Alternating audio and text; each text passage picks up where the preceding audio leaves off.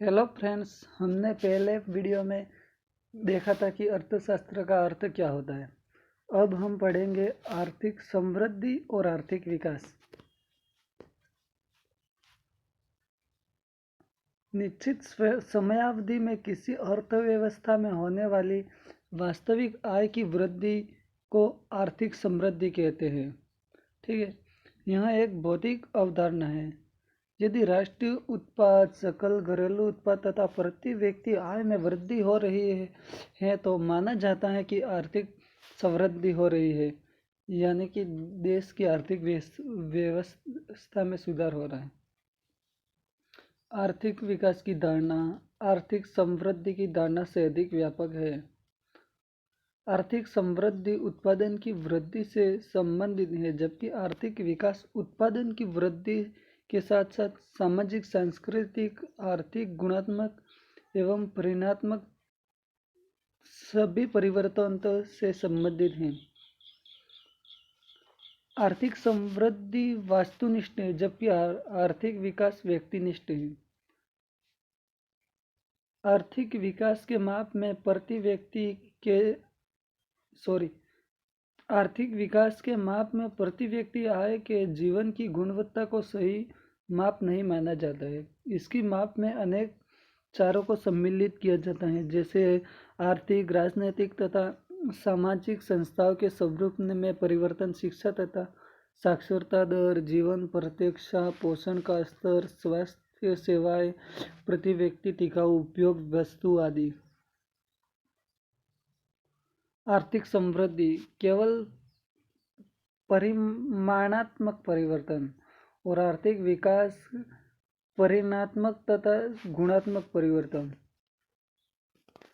आर्थिक समृद्धि का मतलब है जिसमें सिर्फ परिणामों में ही परिवर्तन होता है, और आर्थिक विकास में जैसे कि परिणाम भी होते हैं और गुण भी होते हैं।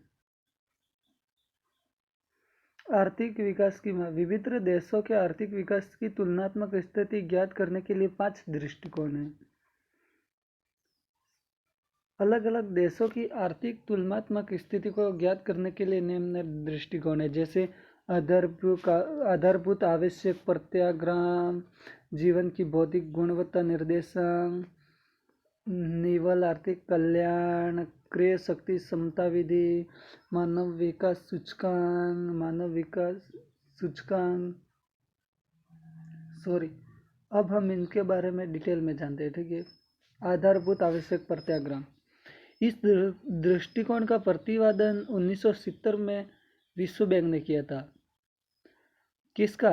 आधारभूत आवश्यक प्रत्याग्रह का। ठीक है, जीवन की भौतिक गुणवत्ता निर्देशांक इस इंडेक्स के जॉन टीन वर्जन एवं मारिस ने प्रस्तुत किया। चम्प्स के अंतर्गत आर्थिक विकास के मापन के लिए 3 सूचकांक का प्रयोग किया जाता है, और ये 3 सूचकांक निम्न है: जीवन प्रत्याशा, बाल मृत्यु दर एवं साक्षरता दर। निवल आर्थिक कल्याण मापक विलियम नॉर्थस तथा जेम्स टोबिन ने जीवन की गुणवत्ता में सुधार जो आर्थिक विकास की मापक है कि माप के लिए मेजर ऑफ इकोनॉमिक वेलफेयर की धारणा विकसित की, जिसे बाद में एलसन और संशोधित किया तथा इसे न्यू मापक रहा। न्यू मतलब जीएनपी, सकल राष्ट्रीय उत्पादन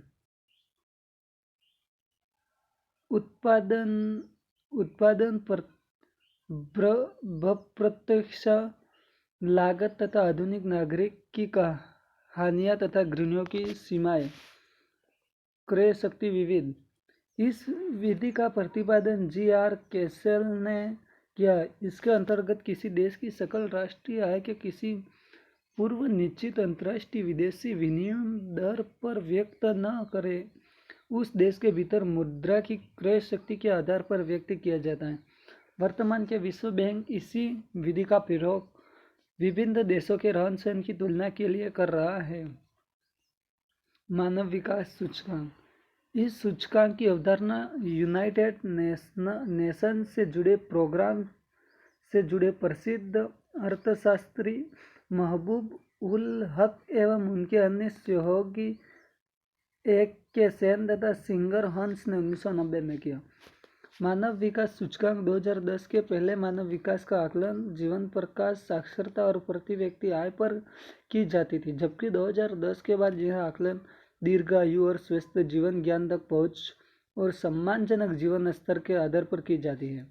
मानव विकास सूचकांक मानव विकास के बहुआयामी पहलुओं पर विश्व का ध्यान आकृष्ट करने तथा विभिन्न राष्ट्रों द्वारा निर्धारित मानकों के सापेक्ष किए गए प्रयासों एवं प्राप्तियों का एक वैश्विक विश्लेषण प्रस्तुत करने के उद्देश्य से संयुक्त राष्ट्र विकास कार्यक्रम UNDP द्वारा वर्ष 1990 से प्रतिवर्ष मानव विकास report human development report HDR का प्रकाशन किया जा रहा है। इसमें मानव विकास के 3 बुनियादी आयामों द्वारा प्रगति का वैश्विक धरातल पर आकलन किया जाता है। मानव विकास सूचकांक 2018 मानव विकास सूचकांक ह्यूमन डेवलपमेंट इंडेक्स के मामले में इस बार भारत की रैंकिंग में एक पायदान का सुधार हुआ है।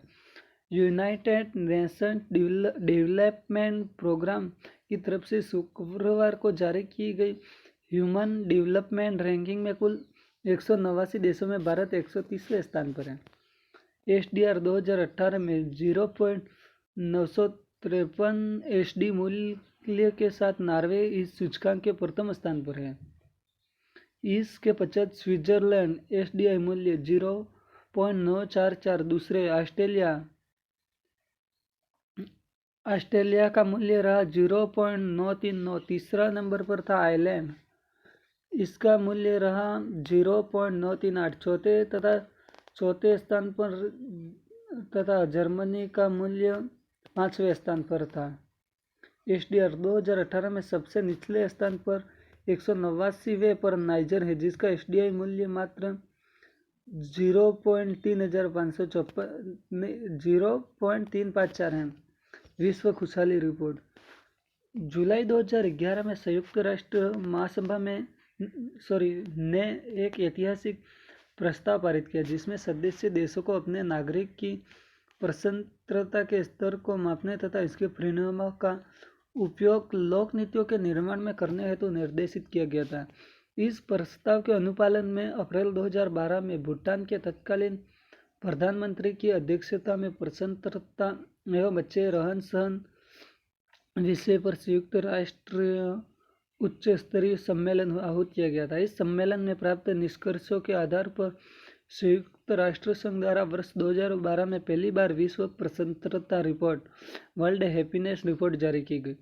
विश्व की प्रसन्नता रिपोर्ट 2018 उनके प्रसन्नता स्तर द्वारा 156 देशों को और उनके अप्रवासियों की प्रसन्नता द्वारा 117 देशों को रैंक दी गई है।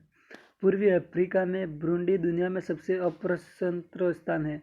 अध्ययन से पता चलता है कि अमेरिका 2016 से 5 स्थान नीचे होकर 18वें स्थान पर आ गया है। पाकिस्तान 75वें, चीन 86वें और नेपाल 101 के बाद रिपोर्ट में भारत की 133वें स्थान पर है।